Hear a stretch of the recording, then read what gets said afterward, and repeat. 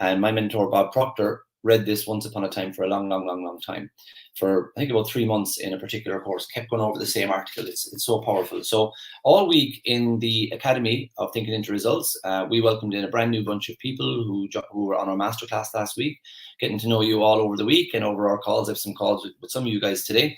And for you guys over on Instagram and on YouTube and everywhere else, you get to listen to what these guys are listening to, especially on Thursday morning, where we really dive into some kind of high-level mindset stuff. So this morning we're studying what I've studied with Bob, and it's called Entering into the Spirit of It. Now, the reason we're studying that is the halfway mark of the Thinking into Results program is a lesson called self-image. It's called Environment is Just Your Looking Glass. And it's about getting people to understand that the concept of the self-image, which was made famous by Maxwell Maltz in this wonderful book called Psycho-Cybernetics, which I recommend everybody gets. An awful lot of personal development came from this book, Psycho-Cybernetics, and very few people acknowledge the work of Maxwell Maltz in creating something really powerful. So if you hear any mentors or coaches or guides or anybody saying their visualization and attraction or anything like that, they really should be saying because prior to Maxwell Maltz's work and one or two other doctors at the time, people, it was almost, they were saying like you could have the cranium stuffed with cotton. That's how little we knew about the mind and the brain and the body and goal setting, and why we had a type of a drive when we were going after a known goal setting, and we had a different drive when we were going after the unknown. So we were calling on our synthetic imagination, which is stuff we've done before that we can know again, and stuff that we've never imagined before, where you go, oh, I've got it, eureka, I found it. So there's a lot to be learned about self-image, and we kind of scratched the surface of it really. And people, like, I got a message from a wonderful guy this morning. He's developing property and he's got a lovely family. He's a top student and a great, lovely man. And he just said, lesson 6 is blowing my mind. So what we do actually in lesson 6 is we'll write our own movie, because a lot of the time people are heroes of their own movie. They kind of feel that they're the villain in their movie. They feel an awful lot of people, far too many people, feel they're the victim in their movie. Everyone's out to get them and circumstances out to get them. And then sometimes everyone in their movie needs a guide. So Luke Skywalker, he's the hero we're watching, and as he's developing with a guide. But he has a mission. He wants to succeed. And the same with like all the superhero movies, the movies where someone's beaten up and knocked down and they go in trained and then they win at the end, like so Rocky Balboa or Karate Kid. You're even rooting for some heroes in the movie, like let's say Bridget Jones, for example, or whatever. We're looking in the Titanic movie, one of the most lucrative movies of all time, and our heroes are Jack and Rose, and the villain is Rose's husband, and the guides along the way are the different ones, the old woman who guided him to do this and that. And then of course, it's just in every story, but we have our own stories as well. And when we make ourselves the hero of our story, we know that we're going to have battle wounds and scars when we get to the end and we've got the result that we want. It's never going to be just plain sailing and you're basically standing on an escalator and it's smoothly bringing you to your target. Life would be quite boring if you didn't have any of these challenges along the way. But one of the things that really, really helps is when a human being enters into the spirit of the wish fulfilled, enters into the spirit of somebody who has achieved what they want to. I've got a wonderful lady in our company called Ernestine Kingston, who, by the way, for everybody who's watching from Cork, gave me this for my new office. So the map is, it says Cork and not Cork. That's basically the map of Ireland, and I think it's one of the best things I've ever been given. Cork and not Cork. So in the academy, I'm thinking Michael Cross is like full on applauding her right now. Anne O'Connor and Margaret Johan and all these people are laughing their heads off at this. Pan, Kim, the whole lot of you guys. So yeah, Cork and not Cork. Well, I'm counteracting it. Last night we had sweet corn and peas, so we did curry colours for dinner. But anyway, I'll carry on. But I showed her, so Ernestine is staying here for a couple of days. We're going to do some work together, and she's staying in a little cottage that I started all my personal development kind of journey in, and this company in. And I showed her the bedroom myself and my wife were sleeping in, and we had a corner desk at the end, and that was the first office. And then I upgraded, and we got like a shed, a 6x4 shed or something. Maybe 7x4 or something, and we carpeted it. We put a PowerPoint in, I put a desk, some lighting, and that was my second office. This is my third one, and now we're building that's like a 60 square meter. Is it 11 meters by 6? yeah, like a 70 square meter studio with like, so for podcasting and broadcasting and all that stuff outside the house, and in a brand new building. Like, it's really, really cool. So I was showing her that I've entered into the spirit of another level each time, and then made decisions based on that with absence of evidence that it was going to work. I've got, I think, a wonderful people. I see a lady saying good morning to us all, a very inspirational lady who joined us a few months ago and has said goodbye to the safe employment she was in, but it wasn't serving her, and it wasn't in harmony with her new self-image, which is that she will be an employer in a similar industry.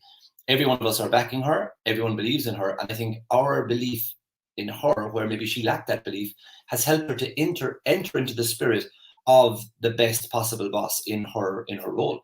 I spoke with a lady some months ago, and she has like a franchise in a very well-known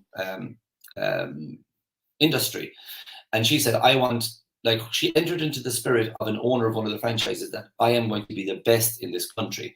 Now, what does that signify? Well, I suppose to the people who run the books, it's sales and results that way. But there's so many other ways to define yourself as the best customer service, best morale, best staff retention. It depends on you yourself. But I know for her, it was just, she wanted to be the best for her, that she could see the best, that the company could go, wow, what are you doing? And that's what she has achieved. But I knew she was going to get there. I had a wonderful chat with her yesterday evening where she's doubting the outcome of something else.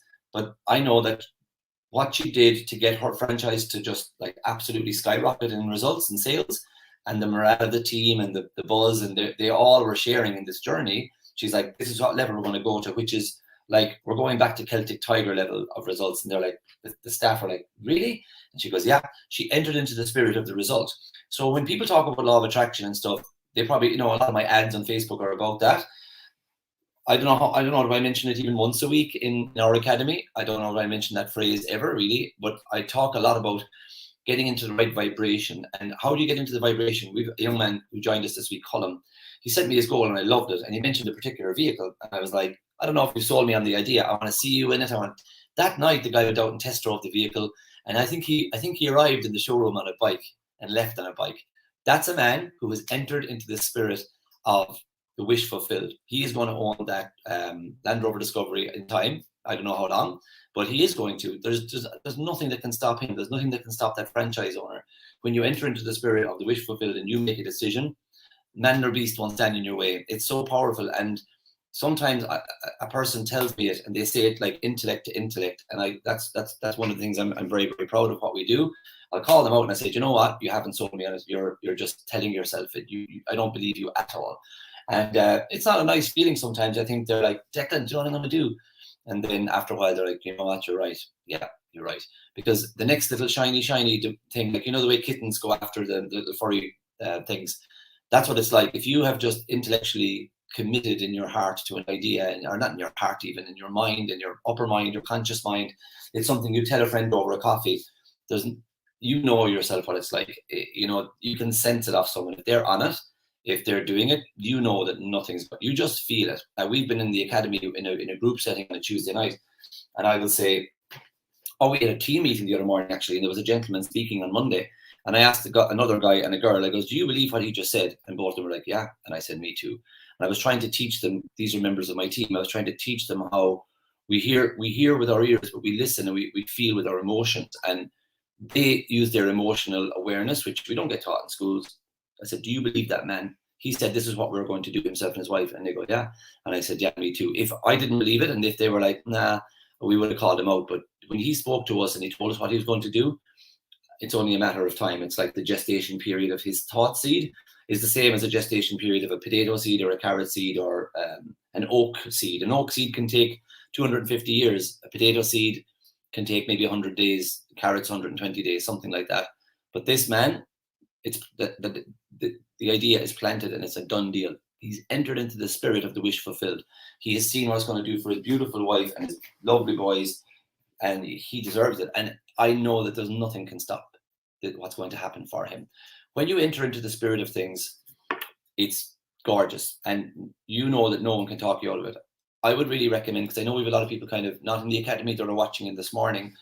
When you enter into the spirit of it, maybe tell one close ally who will hold that goal in their heart for you and will see that you're wobbling and help you. Don't go broadcasting it to everybody, because when you tell them, I'm going to do this and I'm going to do that and it's going to be amazing, if you're moving forward and progressing, you're inadvertently changing them.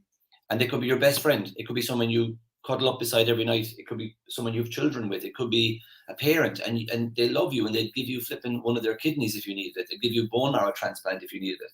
But will they hold your dream in their hands carefully and gently and protect it and see your vulnerability and say, I believe in you, even if they don't, they just still say it to you because they know you want it?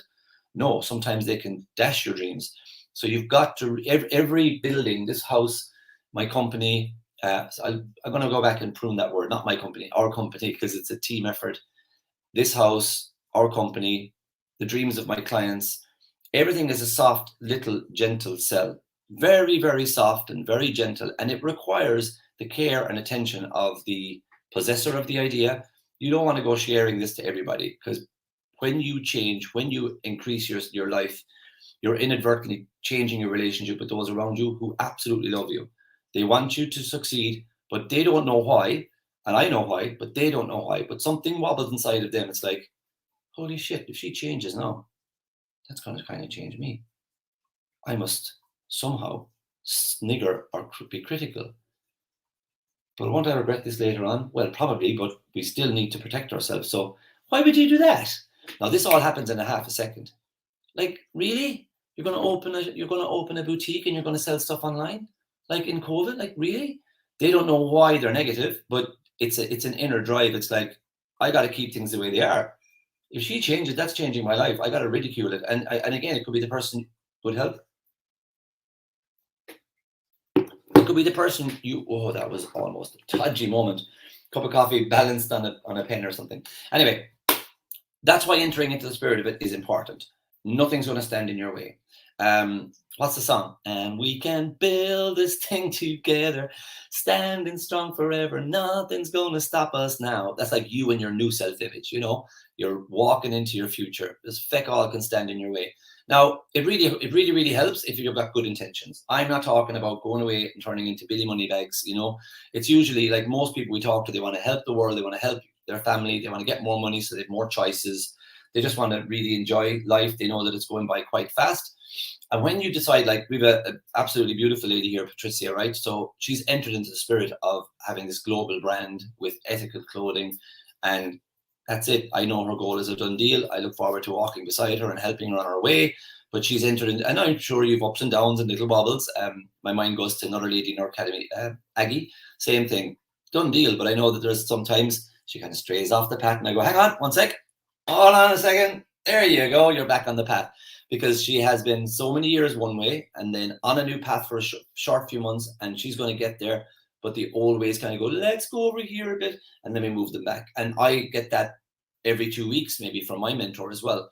I clearly see my vision. I have a history over the last few years of massive not incremental growth, massive, extraordinary, transformational growth.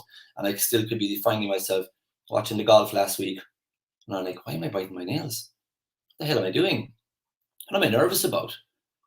You can see the way now, you know it's time, you know it's going to happen, but you're nervous. My self-image is rattling, my paradigm is rattling. It's like, but you're going to get the goals, but you're not that man yet, you know? So this week is a very important week in the academy when we're talking about you got to become that person. You don't get what you attract. You don't get what you want. You get what you are. So I got a lovely question from, bye Laura. I got a lovely question from a lady called Rachel on a voice recording. And she has a wonderful goal. We all pretty much know it, and she shared it with us.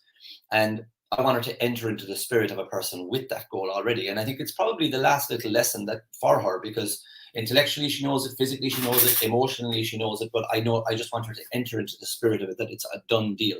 You know, you dine out like someone who's got your goal, you think like someone who's got your goal, you put yourself to bed early like someone who's got your goal. We went to the bar last night, myself and the two ladies that I work with in our little section of the company, Laura and Ernestine.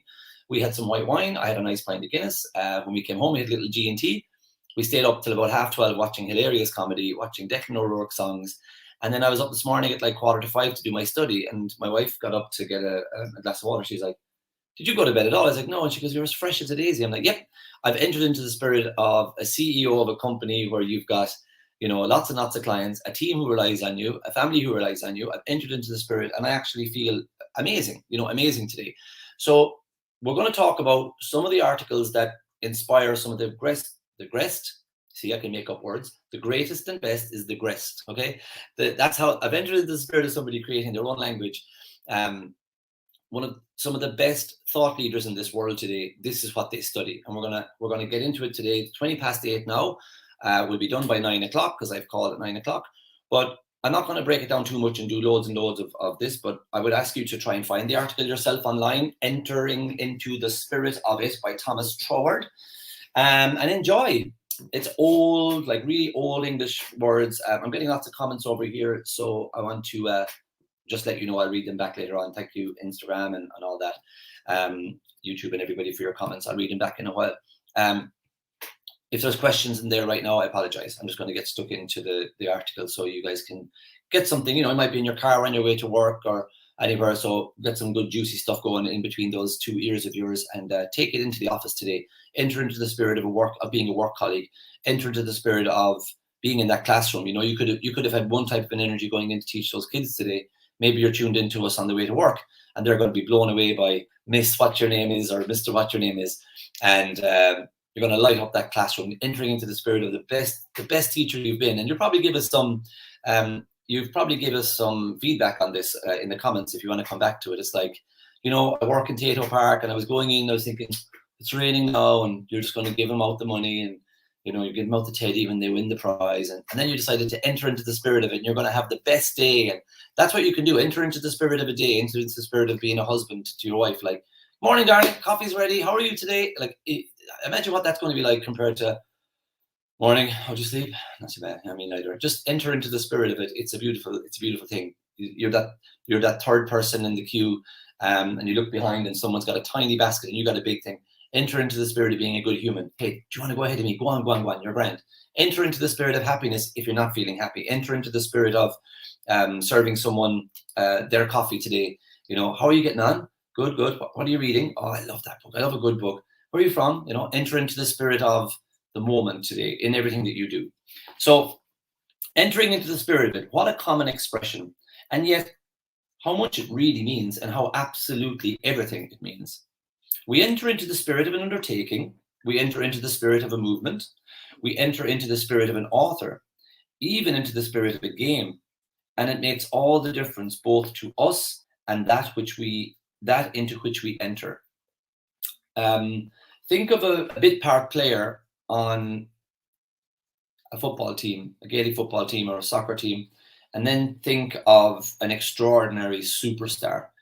There's something about them that's, you know, I think, you know, what is it like? Women want to be them and women want to be with them and men want to be them. You know, if I'm with a bunch of lads and they're watching on a game, there's like this certain level of like, geez, he's very good, but it's almost like, he's so good, he's even attractive or something, you know, like you could be a heterosexual male and then you're like, geez, he's savage. Like, it's like when somebody enters into the spirit of what they're doing, we really marvel at it. Like, I love watching the chef's table on Netflix, watching someone entering into the spirit. Like, there was a guy out there and he was like smelling the soil and it's like, oh man, he's entered into the spirit of the job. I think this soil was being put into a vaporizer then, and that soil went into the ice cream flavor. It was a soil flavored ice cream in flipping Italy or something. It's just mouth-watering stuff.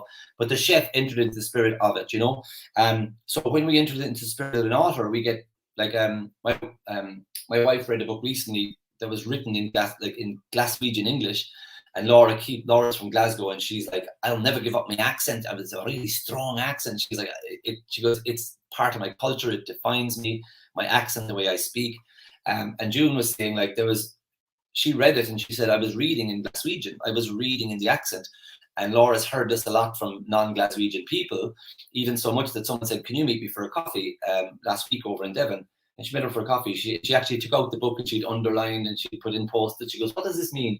So like, you know, you're entering into the spirit of an author. I love entering into the spirit of Stanley Kubrick movies or Quentin Tarantino or, Christopher Nolan. I love entering into the spirit of the director. I love entering into the spirit of actors, watching them and the way they perform their craft. So anyway, let's carry on. A game without any spirit is a poor affair. Life without any spirit is a poor affair. And association in which there are no spirits just falls to pieces. A spiritless undertaking is sure to be a failure. That's why 60% of businesses fail in their first year and 90% fail inside 3 years. I really hated stats like that when I got into business. I was like, okay, good for you with your negative crap. But statistically, it's true, because people say, he's got an Uber, I want an Uber. Pizza shops are doing well. Coffee vans are doing great at the moment. I want a coffee van. You got to enter into the spirit of what it feels like to be serving people coffee from your van, to be your own boss, to see loyal customers lining up. To entering into the spirit of it is not buying it and branding it. Entering it, there's a lot of very successful. Let's see. Okay, so Spanx is one of the most successful products in the last 15 years or 10 years. I don't know how long they're out, maybe 15 years. But they've been mimicked, and people have tried to do them, but Spanx is Spanx. That's it. It's a brand that they call it not a cannibal. I don't know how it just eats up all the market. There are other razors out there, but Gillette is like the market leader. They've entered into the spirit of being a market leader. And when someone does that, it's kind of scary for the competition, because it's like, what do they have that we don't have? They've entered into the spirit of it. They've decided that they're going to dominate the market, not because they want to crush the opposition, but because they want to enter into the truth of what they want to experience. I've entered into the spirit of the way I want our company to run. And he's going to talk about something in a moment called a rigid rule. And I see the rigid rule showing up in experiences of others, and then they're continually impressed and surprised that I keep bringing it back to, how do I want it to be? How do we want it to be? We all have past experiences. We all have childhoods. We all have had our hearts broken. And thus, when something happens, we are preparing ourselves for a negative outcome based on our past. But because I've entered into the spirit of how I would like the company to run, when a problem shows up that's outside of our control, the problem cannot fit into our company. We had my wonderful coach and mentor, Bob Proctor, due to start with us last Monday week, to be a guest. And with very short notice, he was not able to make it. And that's life. I entered into the spirit. When I replied to that email, the first thing I said was, well, because something else came up that he's been waiting for months. And I said, can I first of all start off by saying, I'm so happy that Bob got that email that he's been waiting 3 months for, because it sounds like he's excited about it, and he deserves all the good that he can get because of so much good that man puts out. We'll be grand. We'll come up with a contingency plan.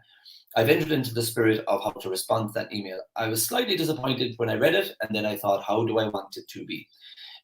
I enter into the spirit, like, we have a very harmonious team, but if there's any little thing that might raise its head, I enter into the spirit of how I love every single one of them individually, how I want it to be perfect very quickly, and then find out what everyone wants, think about what I want, and then take a course of action. But I could be all over the place if I haven't entered into the spirit of the company. It's an idea, but it's a non-physical idea, but it was a soft, gentle, wishful, hopeful idea once upon a time. Now it's a very, very concrete,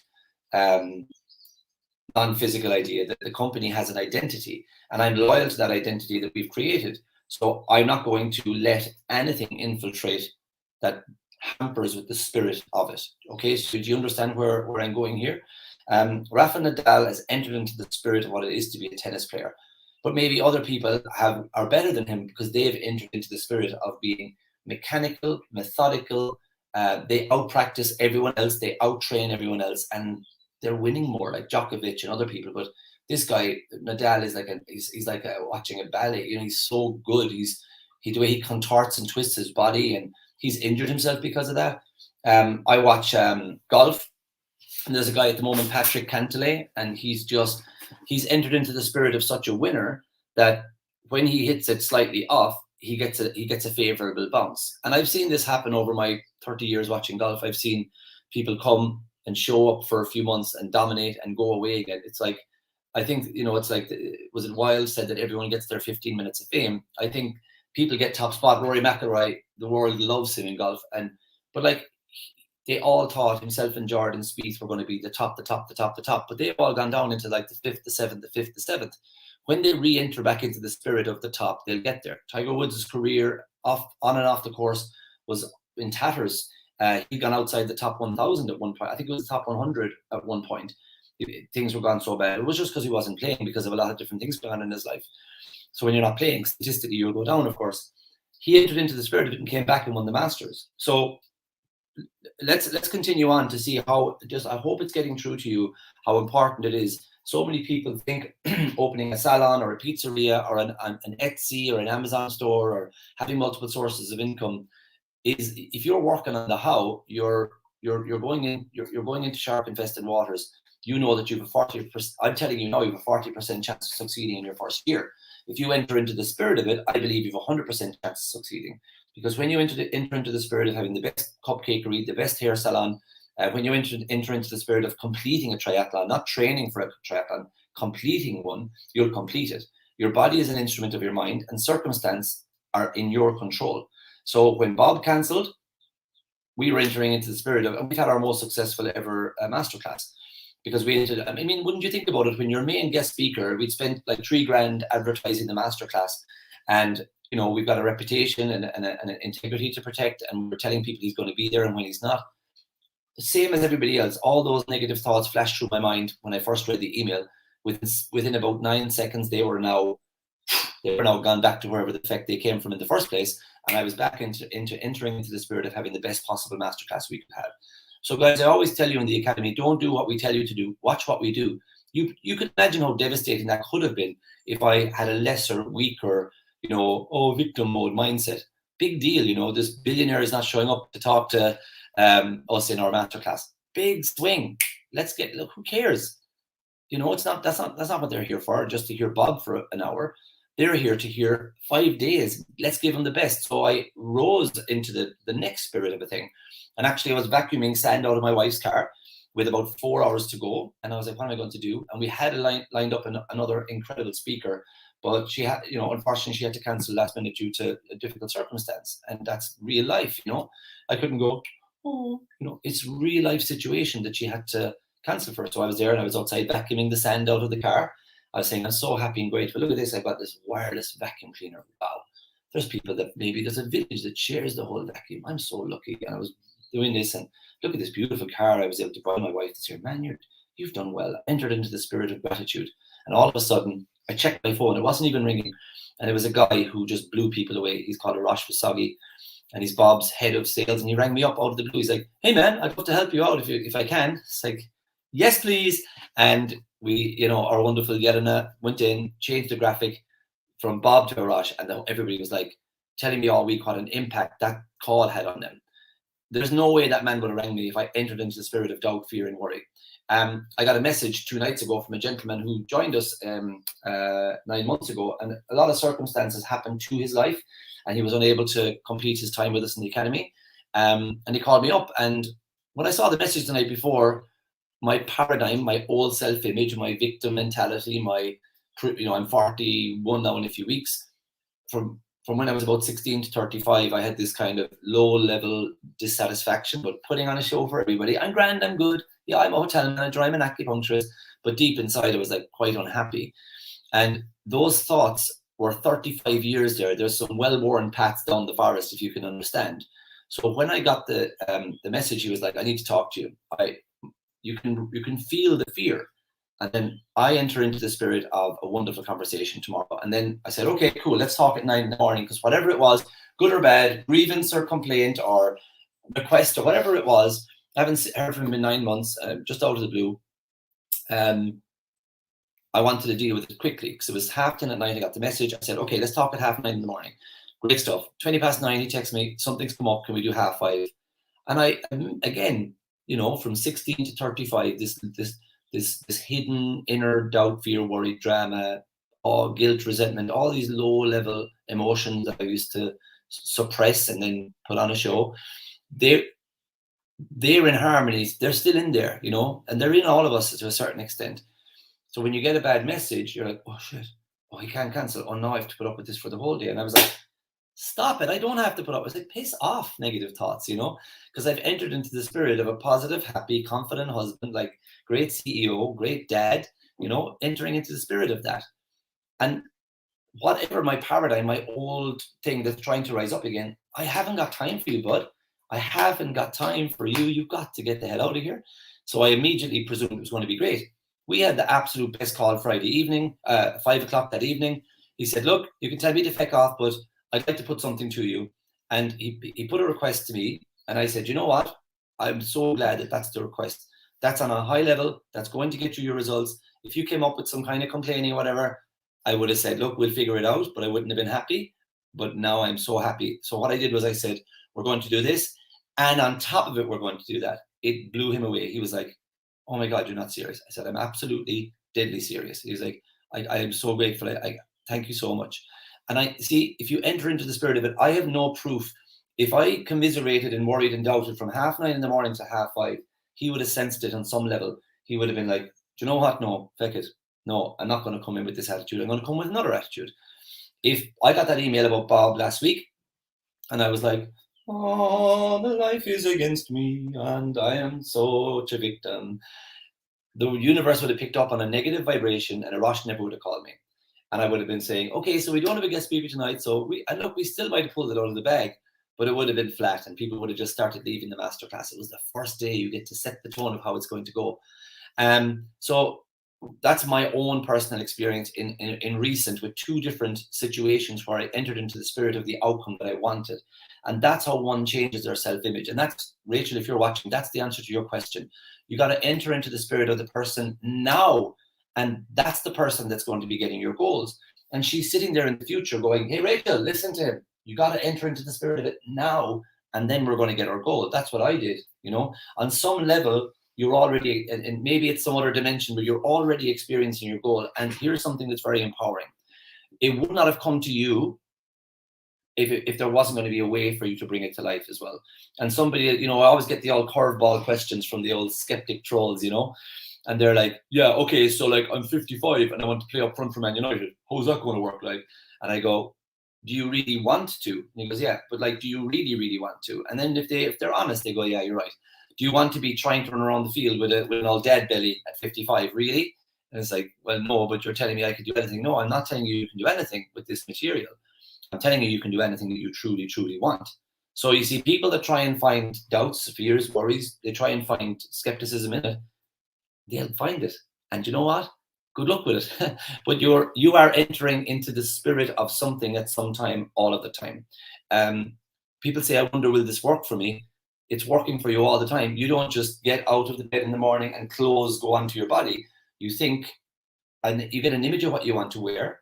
You think about putting it all together in an outfit. Or do I need to iron that? Have I time for ironing? No, you're doing all this probably while you're brushing your teeth or having a pee or checking your WhatsApp. Your subconscious mind is coming up with all this. You are turning thoughts into things all the time. It never stops. You're always attracting what you're in harmony with, what you're thinking about, good and bad. So will it work for me? It's working for you already. So when you enter into the spirit of it, you're going to make it work for you like lightning. I mean, it's beautiful. And then people go, I'd love to be able to do it. You're doing it all the time. We all are. Let's continue on because Troward has got some beautiful stuff here for you. All right. A person, oh yeah, so on the other hand, the book, which is meaningless to the unsympathizing reader, is full of life and suggestion to the one who enters into it. Do you know, I love that book. I didn't like it so much. Oh my God, I couldn't put it down. So you know that kind of a vibe? So one person's entered into the spirit of it, the other hasn't. I flipping cried watching a bit of The Greatest Showman. Here, good help. Because I could relate to the story of Hugh Jackman he played, you know. When I met June, I was like, I'm going to wait till you see one day. I'm going to get you there. We're going to get that house. You know, there's a house we can build. Every room inside is filled with things from far away. And I watched it. I was like, we do have a house that we can build, and every room is filled with things from far away. And she's like, are you crying? No, I was just chopping onions, you know. And then, you know, it was like the whole song, never enough for me. That's the way I used to be. It was like chasing my dream built on fear of loss. The minute I entered into the spirit of it, there was nobody that was going to talk what was his name again? P.T. Barnum out of, you know, they were mocking him and they were mocking his daughters, and there was nothing that was going to talk P.T. Barnum out of having the big circus. I enter into the spirit of it, and what he talks about here is, but one of my dear friends was like, I hated that movie. It was so cringy. And I was like, okay, we're not going to talk about that movie anymore, because I entered into the spirit. I like it. I actually love the movie, and she didn't. And that's okay. And it's not really a me type movie. I'd be like, you know, a movie snob. So it could be seen as not a me type movie, but I entered into the spirit of the movie. Let's continue on. So the book, which is meaningless and to the unsympathizing reader, is full of life and suggestions to the person who enters into it, into the spirit of the writer. A man who enters into the spirit of music finds a spring and a refreshment in some fine recital, which is entirely missed by the cold critic who comes only to judge according to the standard of a rigid rule. Did you ever see in another movie, in one of the Hannibal movies, Hannibal Lecter's in the audience, and he's watching, and then all of a sudden there's one of the fiddle players, a violin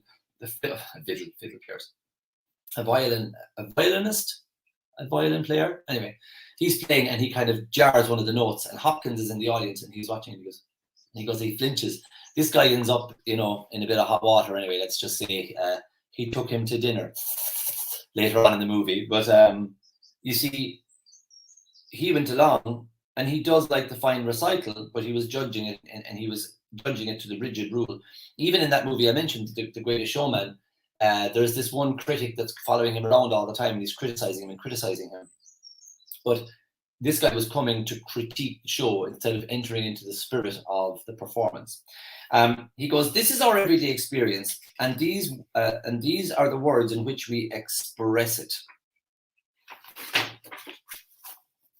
And the words are well chosen. They show our intuitive recognition of the spirits as the fundamental reality in everything, however small or however great.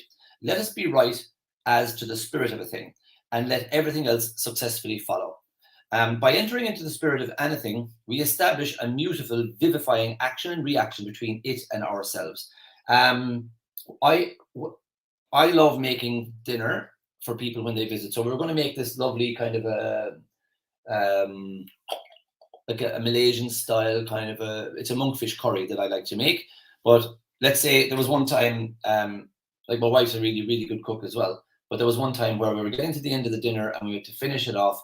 And I think one of my kids needed me or something. I went away, and when I came back, the curry was on the plate and there was a spoon of rice beside it. And I was like, okay. And she was like, well, would you have done it a bit differently? So what I do is I line the inside of a glass, maybe with a light bit of oil or something, then fill it with rice, and then turn it upside down. So you've got this little, you know, this little tower of rice, and then put the chive on top, or a piece of coriander, and half a poppadom stuck into it, and put the curry in a bowl. So it's like a restaurant presentation. It's entering into the spirit of it. But listen to this. By entering into the spirit of it, we establish a mutual vivifying action-reaction between ourselves. So a person eats with their taste buds and with their hands and their tongue and their mouth and all that, but they also eat with their eyes, you know. And when it goes down in front of them and the steam's rising, it's like, look at this. And a bit of naan bread and a bit of raita or whatever, and the chutney. You're entering into the spirit of like almost being at an Asian cuisine house, even though it's here in Valentia Island, you know. But I vivify the dish and I vivify the experience, and the experience vivifies our own vitality.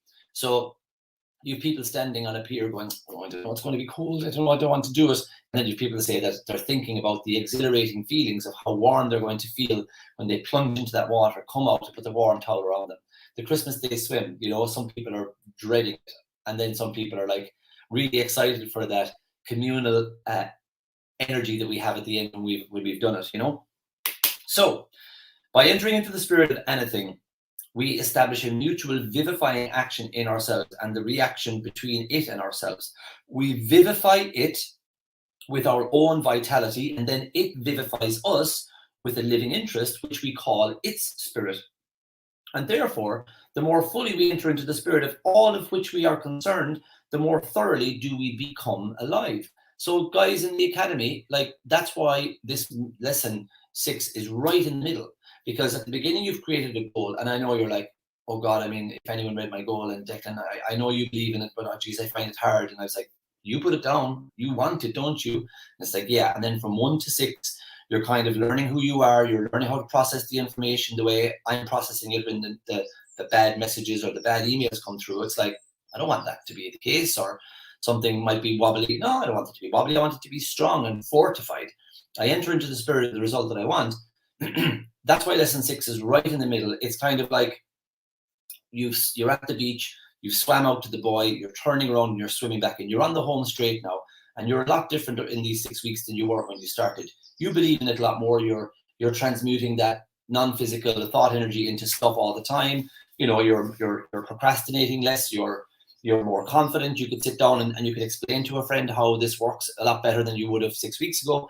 But now it's time to really turn up the dial. Now it's time to pump up the jam, pump it up. I get that Friday feeling going on a Thursday. It's time for you to really turn up the dial now. And it's time for you to really write out that self-image script. And don't tell me, oh, Declan, I finished my self-image script. You're never finished it. Mine needs adjusting every year, every few months, every few weeks. Mine needs adjusting. I need to stop writing about things that I hopefully will become when I have become them, and vivify a greater level. Not because it's agreed, but because I can. Just like I mentioned in the class yesterday, outside there was butterflies and bees and all different things. I took Ernestine to show her the garden yesterday because half of my onions bolted in the heat we had in July. So what happened was, now there's loads of seeds, but each onion, which started out as a small little set about the size of my thumb, has got probably close to 100 seeds that I'll put away into the ground next year, and they'll make hundreds of sets. And then the following year, I'll replant them and I'll have hundreds of big, juicy, organic onions. I've entered into the spirit of the garden, and I've entered into the spirit of, what was I saying? Yes, the vivifying nature of what the world is trying to do through us. There's a really good affirmation for people who might like talking to God rather than universe, might use that word. And I heard it said before, I don't know where it's from, but it's, I know that you can't do for me what you, it's like, dear God, I know you can only do for me what you can do through me. So it's like, please help me to understand what you're taking me to do today. You know, it's a lovely kind of a prayer affirmation type thing. But that's what's true here, because if, like, when you vivify everything that you're doing today, you're vivifying it with your own vitality, and it vivifies you. So if you're like people that I've challenged and I've emailed back their goal, I spoke to one lady yesterday and she sent me her goal and I sent it back because it's not vivified. It's not giving, there's no vitality. It's words on paper. And I know, I know there's no zing to it. And there's no way that she's going to be buzzed by that in the morning when she reads it. You know, you've got to vivify the goal, and it then vivifies you. That's why, you know, this morning they're like, what time are you up since? How are you up? How are you so fresh? I vivified my self-image. I vivified my goal. My goal, actually, I have one version of it here, and I have one version on my wall. This is actually under my pillow. So I sleep, you know, the way people say I'm going to sleep on it, which really means I'm scared and I haven't made a decision. Like, I'm going to sleep on it. No, you're just kicking a can down the road, but that's okay. But I sleep on it. I sleep on my future, and none of this has happened yet. So I've slept on my goal for years. So I vivify it, and it's vivifying me. So the more completely we do this, the more we shall find that we are penetrating into the great secret of life. If you want to say, oh, I love the secret, listen to that one. The more completely we do this, completely in everything, into the spirit of good and bad times, into the spirit of good and bad news, entering into the spirit of, you know, don't buy the flipping gym membership. You know, they're back to school now, I'll do it. Oh, after Christmas, I'll do it. You're not. You're ticking boxes. You've got to enter into the spirit of the result. Why are you getting 12 weeks membership for the gym? Not because, you know, hopefully it'll get the change. Get the changes now before you even buy it. Get the changes in your subconscious mind. See yourself wearing those clothes that you want to wear. See yourself next summer. Maybe you prefer to wear something that shows off your tummy. Then get into the spirit of that now, not for anybody else, but for you, because you want to feel that way. You want to look that way. And then you're not like aggressively you know, like with torture on your face, pushing yourself in the gym. You're enjoying it. You're enjoying watching your body shape improve. You're enjoying the nutritional changes, not denying yourself sweet stuff. You're enjoying the whole thing. You know, the more completely we do this, the more completely, like if you're in a relationship, and it's never always going to be perfect, but when you enter into the spirit of the outcome that you want, instead of, let's argue my point. No, but I must argue my point. And then when you're finished arguing your point, I'm going to argue my point. Neither of you are going to get there, or both of you certainly won't get there. when you just make a decision that you're going to enter into the spirit of the wish fulfilled, and it can be very flipping hard at times, but he doesn't say the more averagely that you kind of do this on a few small different aspects of life. He says the more completely we do this, the more we shall find that we are penetrating into the great secret of life. Why that gentleman messaged me today about, oh my God, lesson 6 is amazing. Everything he's done since he started the last 6 weeks in the academy, he has raised his energy that was always there. The energy was in him, and he's raised it up now from study, from discipline, from taking certain actions, from booking coaching calls with me, and he's vivified his worksheets, he's vivified his vision board. Like, he entered into the spirit of it when he took his family on a trip recently. You know, you enter into the spirit of listening to your kids instead of like, well, okay, like, I'm working on my life here. And I did that. Like, I used to be in my granny's cottage going, like, I'm doing this all for you guys, was in my head. But sure, they didn't want daddy on the phone. They wanted daddy playing with toys and cuddling them, you know? So the more completely I've entered into the spirit of a lifestyle of time and money, freedom and whatever, it's come to me. It's like, all right, the universe, like, thanks be to God, this flipping busybody has gotten out of the way. How could I give you what you want when you're too busy, you know, driving around the country, you know, busting your ass? Like, I couldn't even find you to give you the stuff, you know? So when you enter into the spirit of it, listen to this last line, and then we're going to read some comments, and then we're going to wrap it up for the week. I might come back into the academy and do something tomorrow. Guys, we might stay at the self-image for an extra week. I know some of you like to go along sequentially, but sure, stay for another week. You can never do enough of the self-image stuff. And please understand, just like with lesson 5 last week, you'll never grasp all of those higher faculties in one sitting. Not a hope. It's like, it just won't happen. It's like one of those challenges where you're like, you got to eat all these pies, you know, 100 pies, and you win the car. It's not going to happen. So you get as much as you can from lesson 6. Write out your life as a movie exercise. That is stunning. And a lot of that happens. That's where Oprah has Jim Carrey talking about the $10 million check or whatever. Do the lessons and maybe stay for another week. Definitely make sure you have purchased Psycho Cybernetics. Get that book. Spoil yourself. You know, don't get a cheap one. Go get this could be 30 quid, but I believe your future is worth it. Beautiful. It's from Tarsher Perigi for you over here on Instagram. It's incredible, and I would read it with somebody. Actually, I would get a reading partner and read it together with them, because you need to discuss these stuff. It's unreal. So we're nearly finished here, but there is more to be done on this. That's why I might pop back in tomorrow. The more completely we do this, the more we shall find that we are penetrating into the great secret of life. It may seem a truism, but the great secret of life is in its livingness, and it is just more of this quality of livingness that we want to get hold of. It is that good thing of which we can never have too much. And you know, I'm from beautiful, I was raised good old Catholic Irish Ireland, you know, and no disrespect to the faith at all, or anybody, but there was certain rules and regulations and things, and it's wrong to want for more. That's what I was talking about, the onions. It's a natural order of things for one tiny set to give you 100 seeds. You know, if you want more from life, please burn away any thoughts that there's something wrong with you, or greed is bad, or look, we're killing the oceans and all that. It's not the same. I picked up 80 kilograms of mostly plastic bottles and stuff during lockdown, and that was just one of them. The other time it was probably over 100 kgs of stuff. I know what effect human beings are having on the planet. Wanting for the livingness of life, for more, it's not like a lot of people think law of attraction or wanting to improve your circumstances is a greedy way to be. If you want to buy nicer clothes, you're going to buy clothes anyway. If you want to drive a nicer car, you're going to buy, and actually having a nice new car is probably better for the environment. If you want to advance in your job, you're just answering. Our pattern plan is to become the best Podrigs we can be, the best Deadly Crack we could be, the best Kira and Brogan we could be. Our Anne-Marie, everybody else over here on Facebook, it is a normal thing to want to grow and flourish and expand. And like it's the way we're kind of fecked around. It's like there is this great global, almost like an abusive relationship that the world of advertising and marketing has with us.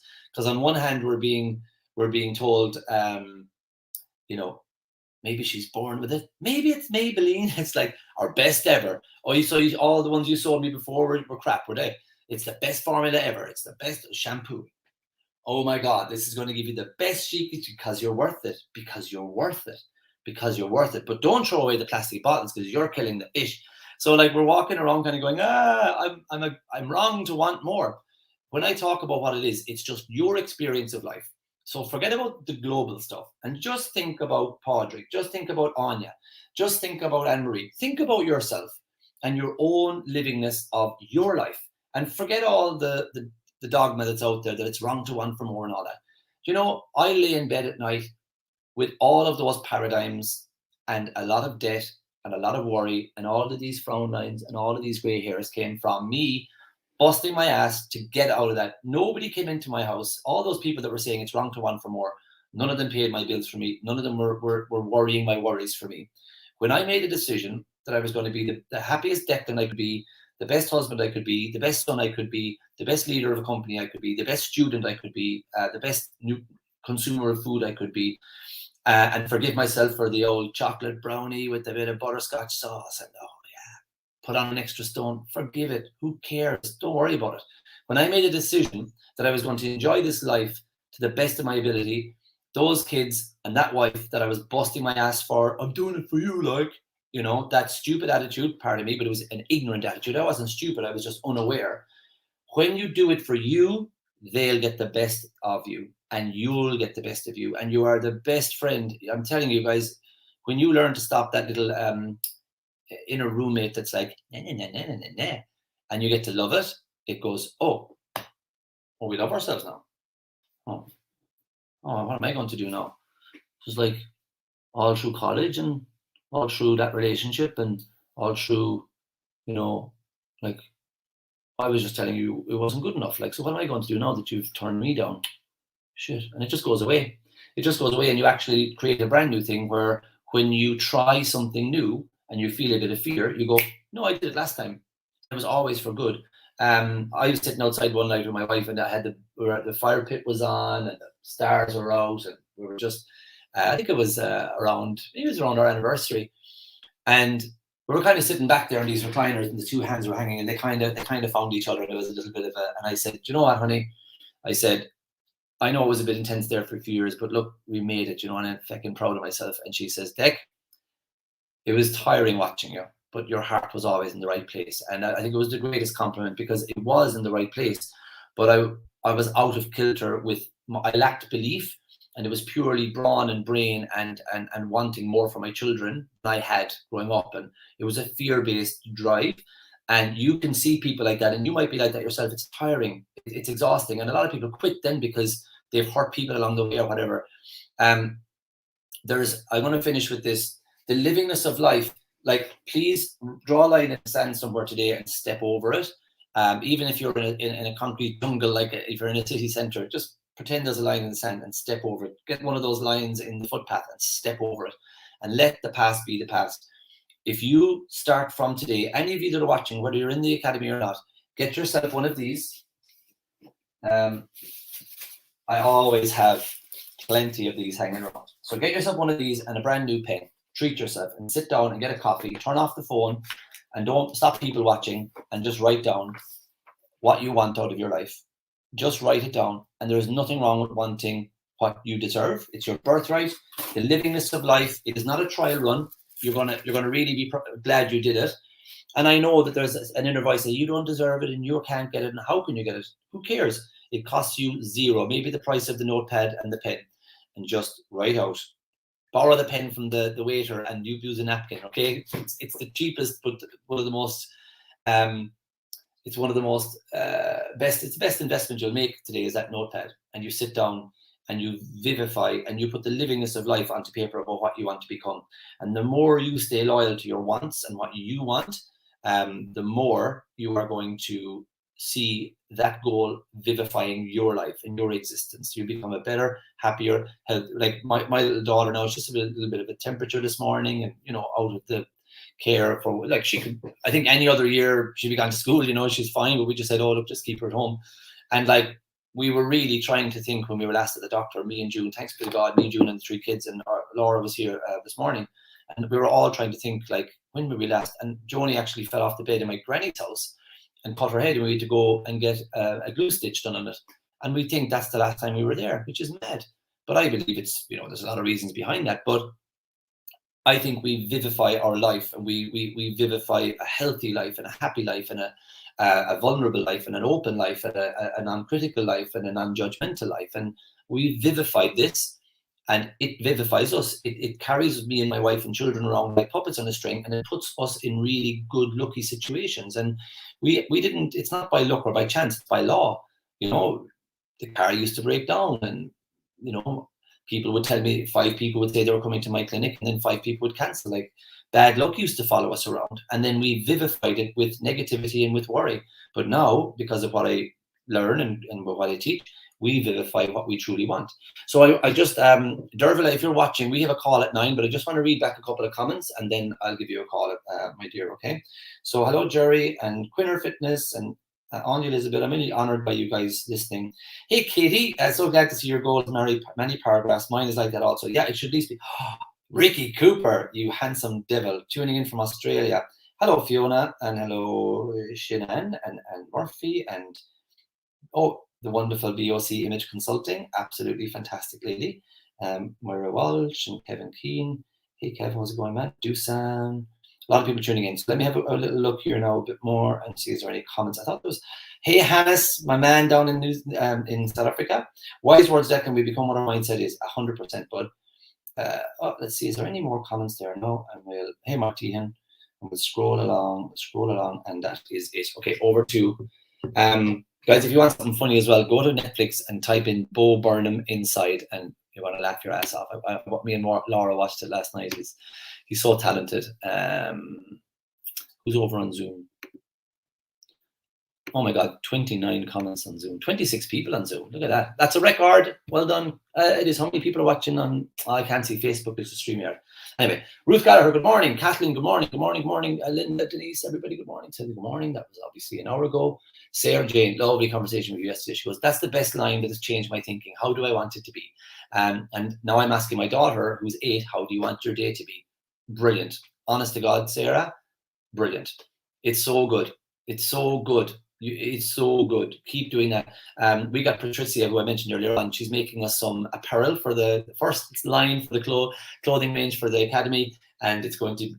Look, I'll tell you, I was going to surprise you. It's going to say, how do I want it to be in the company logo? And I got some mock-ups yesterday, which I remember now I didn't reply to. So I'm sorry, because you probably like, does he like them? He hasn't gotten back to me. I was flat to the mat until like 12:30 last night, so I am so sorry, but I love them. By the way, I love them. I sent them the minute I saw them. I sent them straight to Yelena, Dusan, and Megan, and everyone loves them. So yeah, we're going to do a deal. I just have to figure out which font we like and all that.